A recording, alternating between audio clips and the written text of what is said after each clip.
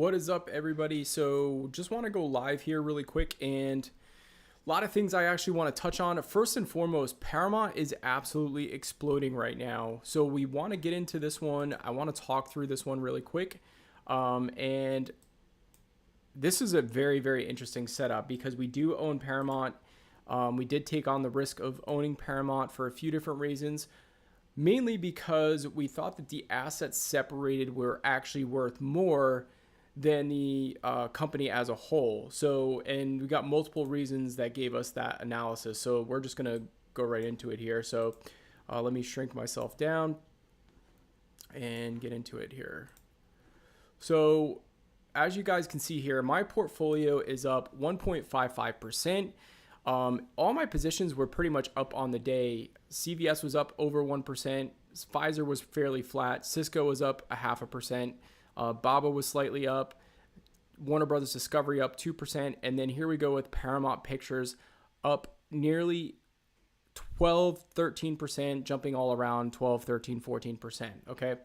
So let's talk about what's going on with Paramount, because this is one that we've definitely touched on a few different times. And I want to talk through kind of what's taking place here. So Paramount is definitely a company that I thought was going to be taken over by like a Disney. I thought Disney was the best fit for Paramount. And what's taking place is more bidders are now coming in for Paramount. I want to talk through the brands really quick here. So let me shrink this down. So recently Paramount is been getting some offers, and you guys know I've done a price target on Paramount. I thought it's a high risk, high reward type of play here, where right around that $10 mark made a lot of sense for me, and we'll go into why that is.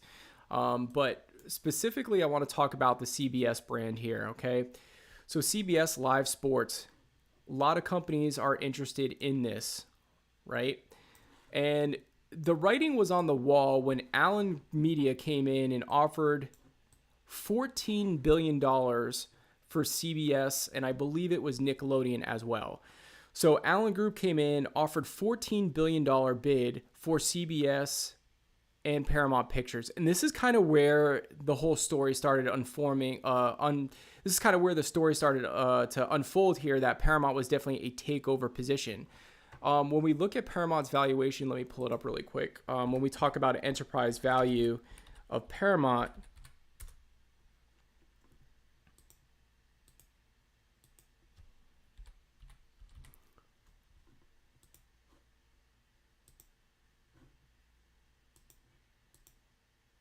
just give me 1 second here, ladies and gentlemen.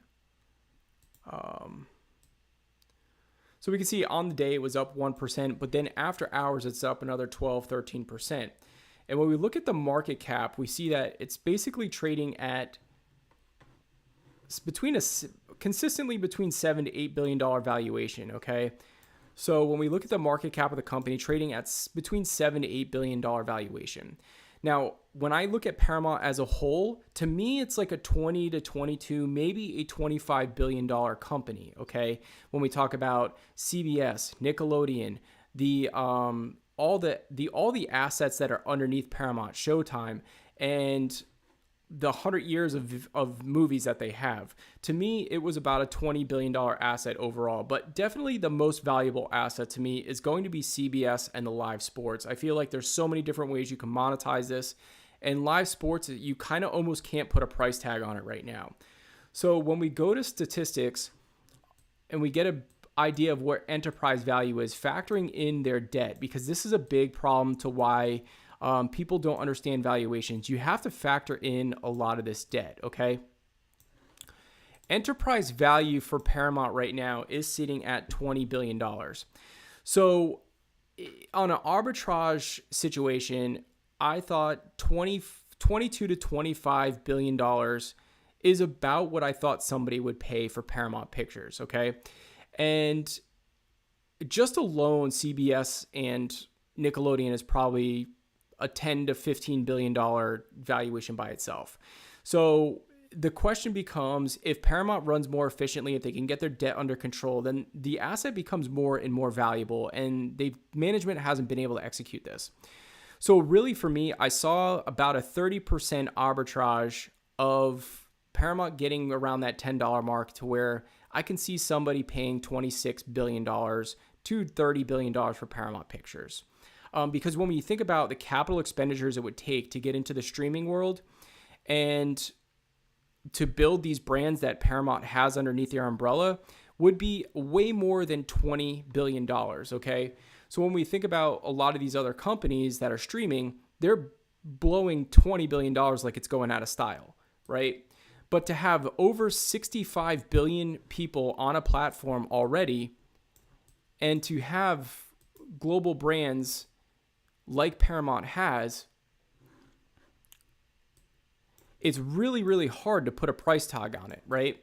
But I thought in the 20s made a lot of sense, okay? So you have Comedy Central, you have Paramount Pictures, Paramount Network, Nickelodeon, MTV, Pluto, CBS. So you have Showtime. So you have a lot of these brands that, to me, to get 65 billion people on your platform paying a subscription, and you're still growing, they're actually still growing the streaming aspect of their business, is worth a substantial amount of money when you factor in that people were trying to buy CBS and Nickelodeon by itself for $14 billion. So there's definitely a case for somebody to come in here and offer $30 billion. Okay, so let's get back to the story now. What's taking place with Paramount? Why is it exploding?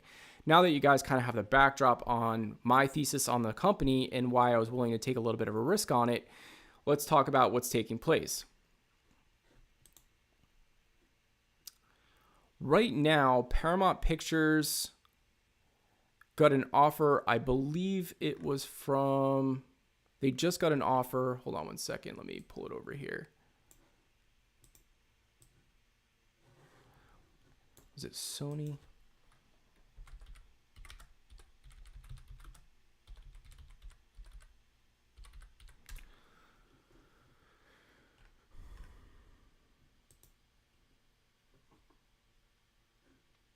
So here's what caused the stock to kind of skyrocket.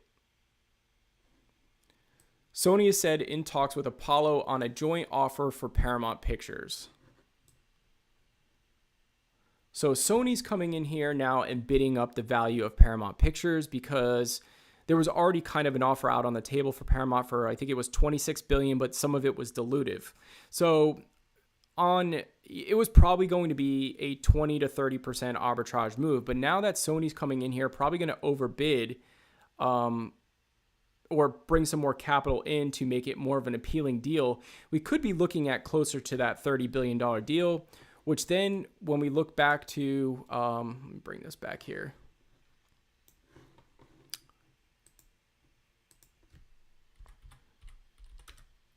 So then when we look back to kind of where the valuation is for the company,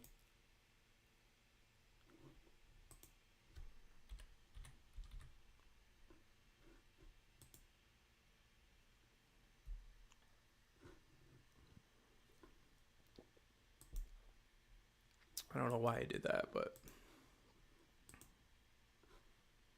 hold on one second, guys. My computer's acting all funky.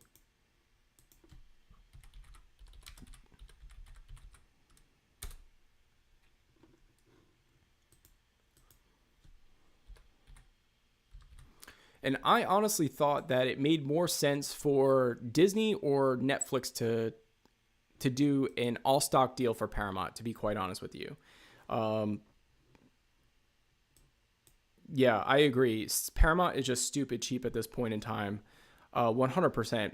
But now what's taking place is we could have a bidding competition here, because when you think what it would cost to build out a platform of Paramount's capacity here of, basically you're looking at $20 billion all in, that's with debt, okay? $20 billion all in with debt. And you're talking about CBS Live Sports, you're talking about Nickelodeon, MTV, Showtime, and over 100 years worth of content. Definitely seems pretty cheap. And then when we factor in, they're basically paying 1 times revenue, because total revenue on the company is sitting between 29 and $30 billion. So you're basically paying 1 times revenue for the company.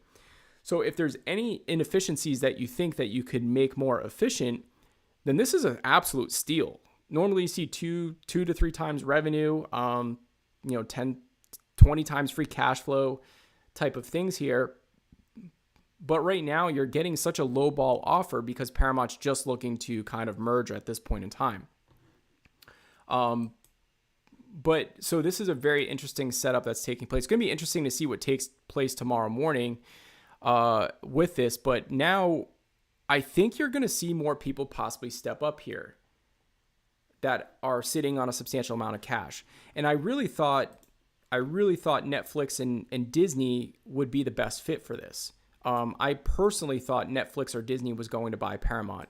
Not the case though. So it looks like Sony wants to come in here and be a player, which is actually pretty interesting. It's going to be interesting to see how all this plays out. I did have 200 shares of Paramount Pictures, which I did narrow down to 100 shares. I took some profits, narrowed it down to 100 shares just because I wasn't liking the dilutive talk of the deal. So basically what they were trying to do is they're trying to get their debt load down by diluting shareholders before the deal closed, which means that you're still going to make some money, but it wouldn't have been like a 20 or 30% arbitrage. It probably would have been like 15, 20% at best. But now that Sony's coming in the picture, it's bidding up the price, and that's why we're seeing a repricing in the stock, because most likely more and more people are going to come to the table. And so here's the interesting thing is like, why wouldn't Netflix stroke a check for $30 billion and call it a day and throw everything that Paramount has under their umbrella, because Netflix is trying to get into live sports as well, right? So I think this is a pretty interesting setup here. So currently the stock is trading at $12.23, and yeah, it's only 4% of my portfolio, but this was a high risk, high reward type of play that I was talking about. Some people on the channel were asking earlier kind of about higher risk, high rewards. There's a few out there that I think are high risk, high reward type of arbitrage plays. Paramount Pictures is definitely one of them. This is a company that's carrying a lot of toxic debt, probably right around $12 to $13 billion of toxic debt, right? So when you look at the market cap of the company, there's a lot of inefficiencies. The linear's dying out. But the good thing is they're actually doing a pretty good job of maintaining subscribers and still having a decent platform. And I do think that they would actually do okay just reinvesting in the business and trying to grow organically. But it's pretty clear that they want to be a takeover type of company here, and they want to get shareholders some sort of return on investment and get out of the equation, because it's been basically a horrible stock performance overall. Valuation just absolutely collapsed on this one. When we look at the 5-year chart on Paramount, it's pretty disgusting. But I will say, from an investable standpoint and from an organic standpoint, I do think that when we look at Warner Brothers Discovery, I added more to Warner Brothers today because I do think Warner Brothers Discovery is doing all the right things, and they have a hell of a library, and management is actually getting rid of a lot of toxic debt. And there's just a lot of good things coming out from Warner Brothers Discovery. Now, this is another one that's a high risk, high reward. But what I want to tell everybody is just because Netflix is winning right now does not necessarily mean that they won the game, guys. Because to me, the game winner is going to be the person or the company that has a good variety of live sports, live entertainment, and a good library of movies at a reasonable price. And Netflix is doing a good job with their shows. They haven't done a good job of box office movies. And Paramount and Warner Brothers Discovery does have an edge there because they have that recapture value of bringing things out to box office, but then also recapturing it on their streaming platform. So they have that double avenue of revenue to recapture revenue growth, right? Where Netflix hasn't proven to be able to do that. And why I thought Netflix was a good fit for Paramount was because they could actually start recapturing box office sales. And so it'll be surprised. I would not be surprised if somebody out of left field comes out and just gives a ridiculous offer for Paramount.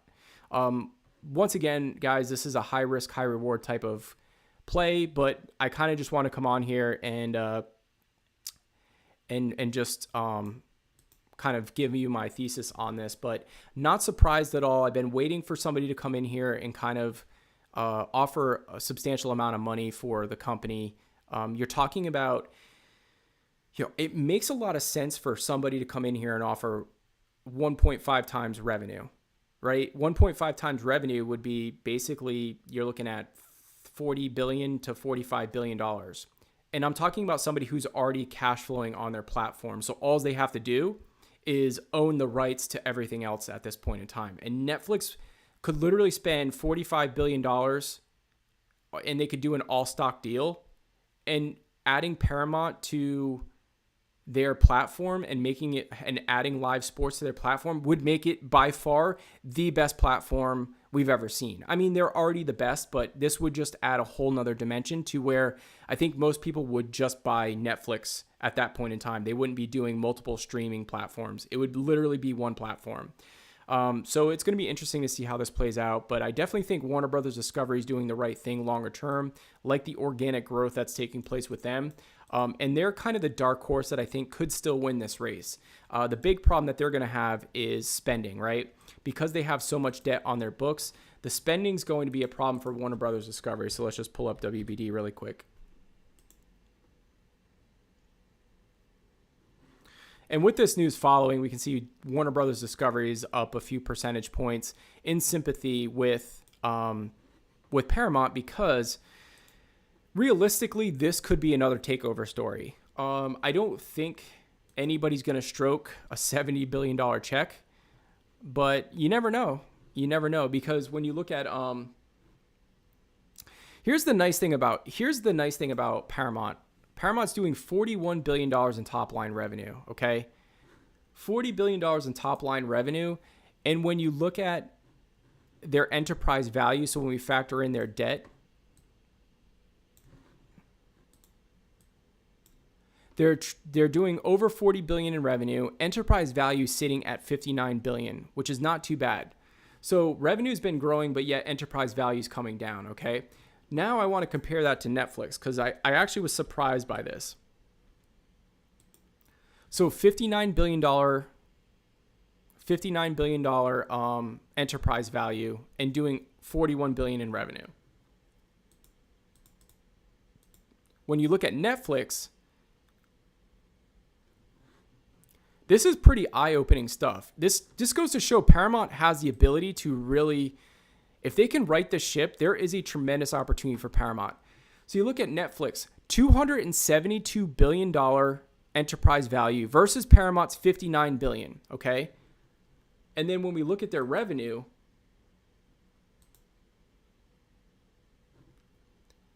they're doing $10 billion less. They're doing $10 billion less than Warner Brothers Discovery in revenue, but yet it's trading for $200 billion higher valuation on enterprise. Think about that really quick. Paramount's doing more revenue than Warner Brothers Discovery, but because Warner Brothers Discovery has all that toxic debt, and because they're just not growing at the pace that Netflix is, and because they're not the popular stock, and yes, Netflix is running a more efficient business model, but you have to remember this spinoff that happened with AT&T was pretty ugly for Warner overall, because they took on a lot of bad debt. But then when you look at the bigger picture here, Warner Brothers Discovery is doing more revenue than Netflix on an annual basis, but yet is trading for a fraction of the valuation.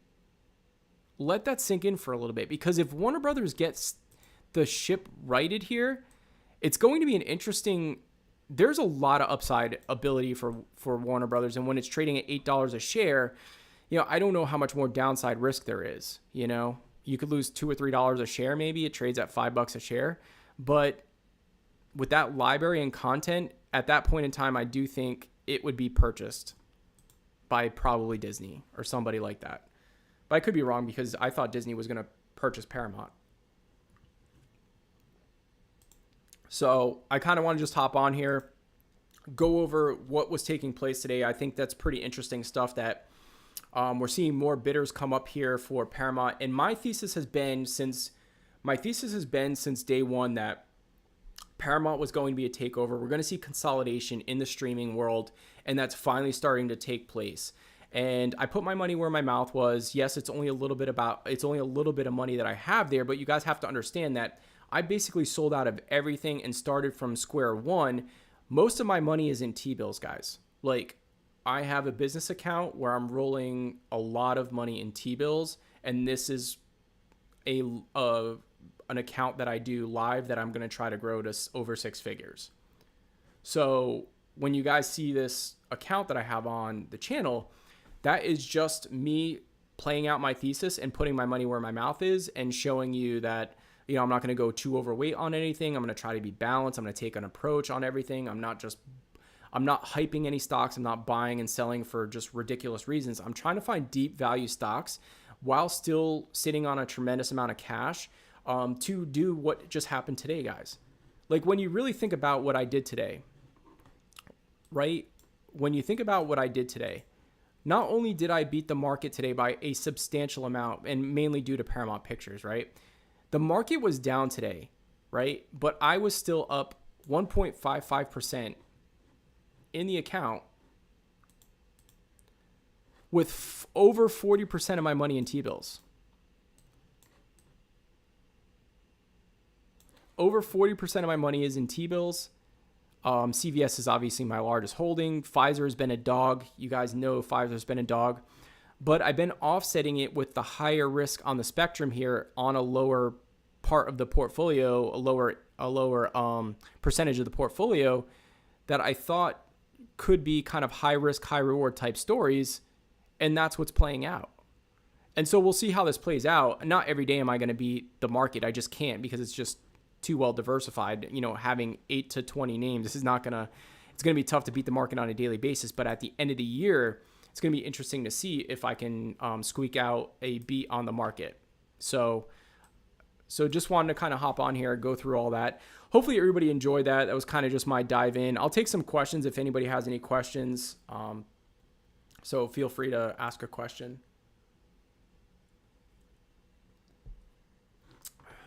We could talk about kind of the sell-off that's taking place in Netflix right now as well. As far as I understood, Netflix's earnings were pretty solid overall. So, you know, a little bit of a dip. I think it's just a lot of what's taking place right now is this market has run up, guys, exponentially. So do I own any SoFi? So we've talked about SoFi a lot on the channel in the past, and I'm always going to be a straight shooter. Who asked that, actually? Benjamin, I'm always going to be a straight shooter on SoFi. I'm going to be a straight shooter on any company here. I've gotten some pretty, I would say, rude and ridiculous comments recently. I think that just comes with the territory of putting yourself out on YouTube. Just really unsophisticated people that have no clue of a process. But it's fine. Anyway, long story short, I want to talk through SoFi really quick. So, Benjamin, when you look at SoFi, I want you to look at it from a price to book valuation, okay?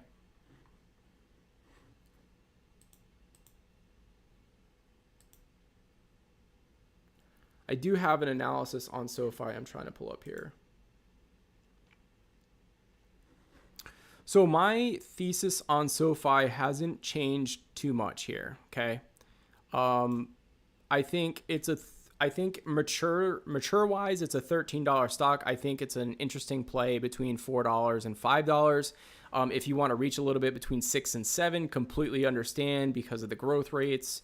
But when I think about how the company's diversified and the type of debt that they take on, not a huge, I understand the technology behind SoFi. But at the end of the day, SoFi is a bank. Okay. I'm not a huge proponent of their book of business.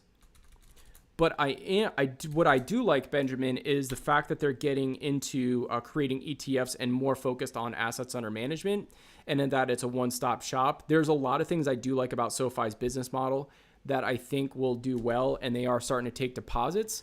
But when we look at the risk basis of the company and the part of the economic cycle we're in, I really don't think it's a good. I think it's a high liability, if you will.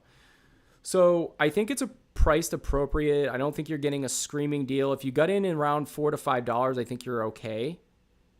But there's a good chance that it's going to beat on earnings and the stock will skyrocket.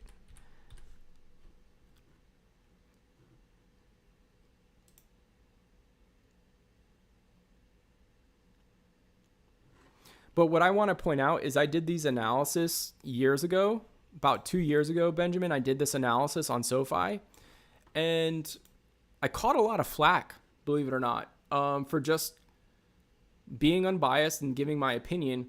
And here's what I want to show you, is that even though I caught a lot of flack, SoFi did hit my price targets between $4 to $5. It hit $4.55. And it actually stayed in that range for a substantial amount of time. We're talking about multiple months that you could have accumulated SoFi shares between $4 to $5.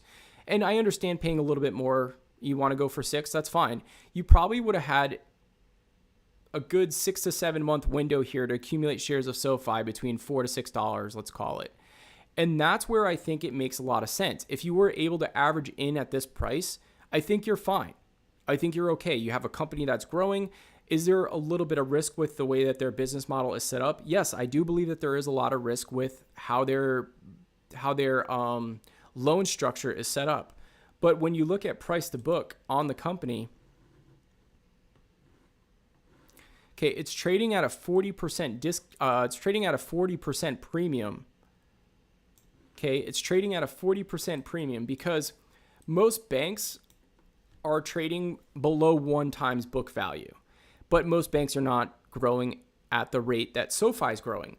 But on the contrary, Benjamin, SoFi is not diversified like other banks are. Like SoFi is not diversified like a JP Morgan. SoFi is not diversified like a Bank of America that has a Merrill Lynch branch. SoFi is not diversified like a Morgan Stanley. Now, will they get to that point? Only time will tell that story. But I think you're taking on a lot of risk paying over a 40% premium when there are some other banks out there that are a little bit more diversified that can handle a downturn. Because when you look at loan defaults, and even though that most of their customers are on the higher end of the credit scores, you still have to be worried that there could be a high percentage of loan defaults, and most of their business is reliant on people paying loans, and that's it.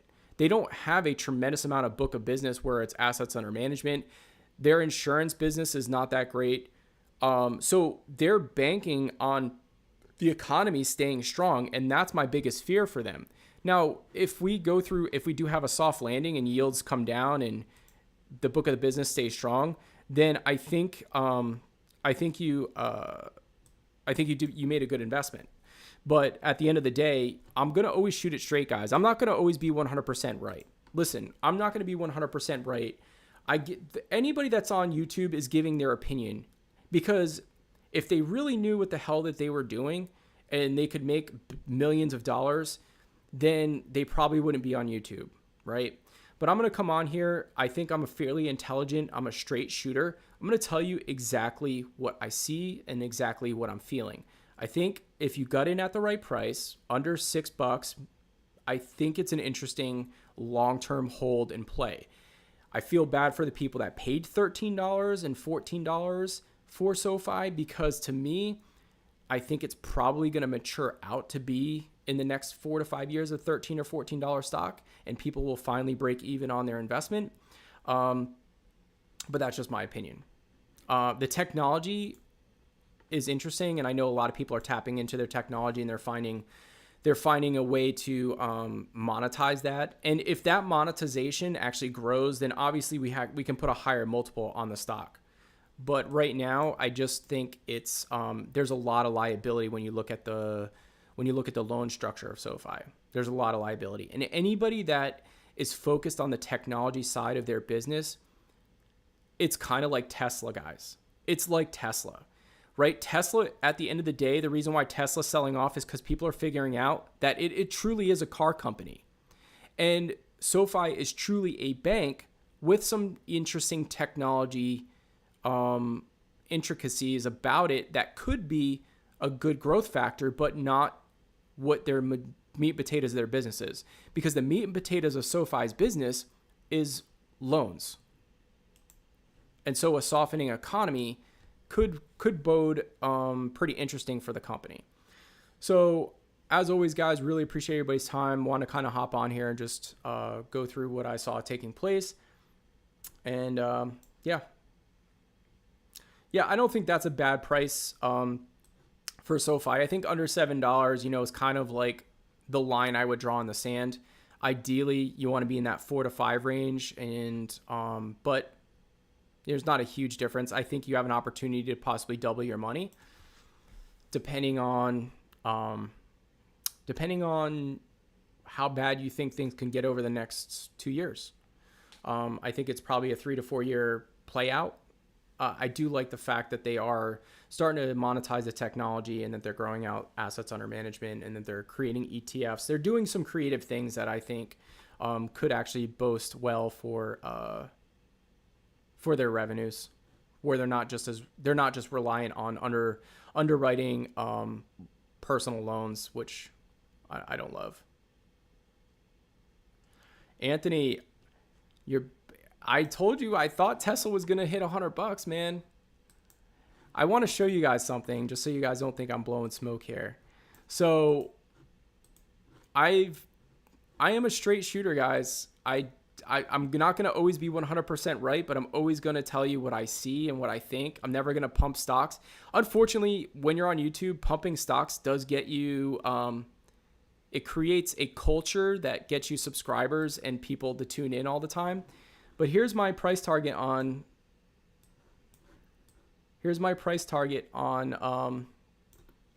Tesla, guys.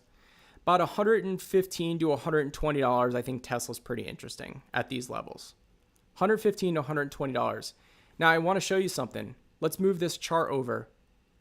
I did this model at the end of 2021, ladies and gentlemen. At the end of 2021, here's my price target for Tesla.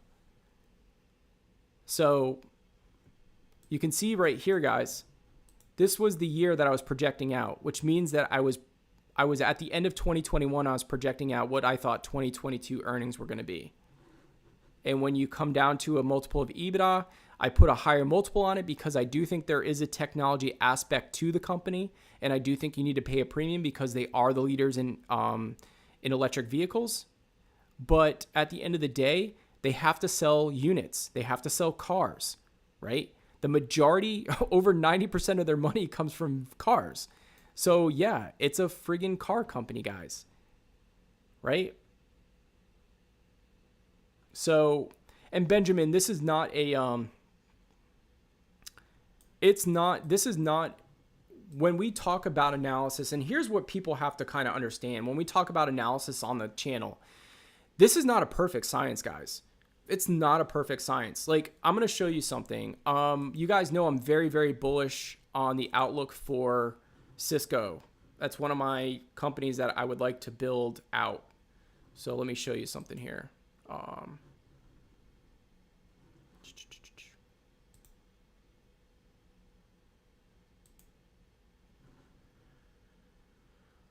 I don't see it on here. Let's see. We'll go CVS. Okay.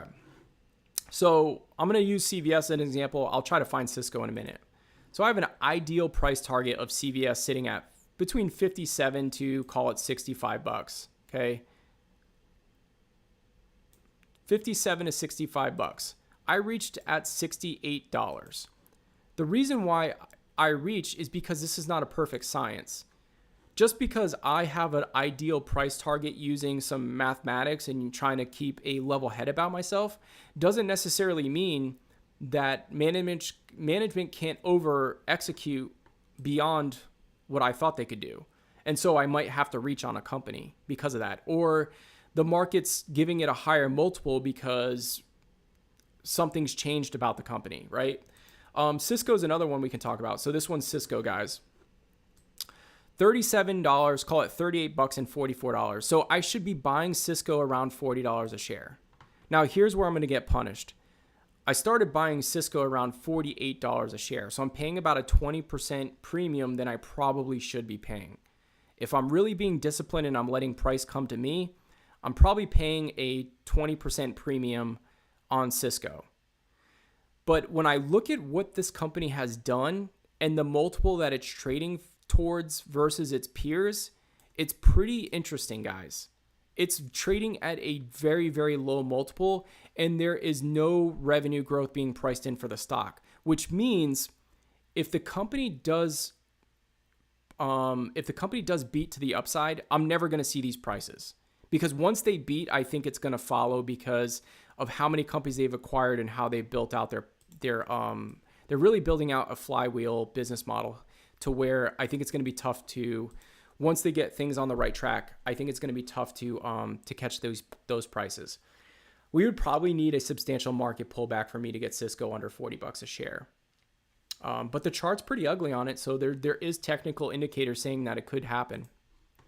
So, but yeah, guys, really appreciate everybody's time. Hopefully everybody enjoyed that. I just want to pop on here. There's definitely a lot of things going on, and so as always, guys, always gonna shoot it straight. Gonna tell you how I feel about stuff. Not that I'm always gonna be right, but I'm always gonna show you the process to how I arrived at something. I'm never gonna just sit here and tell you my feelings. Sometimes I might. But most times what I'm going to do is take it out, pull out a pen and paper, go through all the technicals, all the fundamentals, and figure out what makes sense. And so not always going to be right, but at least you're going to see how I arrived to my answer. And that's just the goal of this channel, right? How do I get to my answer? It's not just me pulling stuff from thin air. I'm going to show you how I arrived at certain things. As you guys can see here, I'm human. I probably overpaid for Cisco, probably overpaid for CVS. But I did reach on these companies because I do think that there is some very, very strong earnings underneath these companies. So sometimes you have to pay a premium for that, especially when you think that earnings can be harder to achieve as the year progresses, meaning that I think earnings are going to deteriorate as the year progresses on. And I think these companies are actually going to have fairly stable earnings, which I think eventually you'll have to pay a premium for that. So really appreciate everybody that was able to make it, join it. As always, guys, I'm here for you if you need anything, and we will see you in the next one. Peace.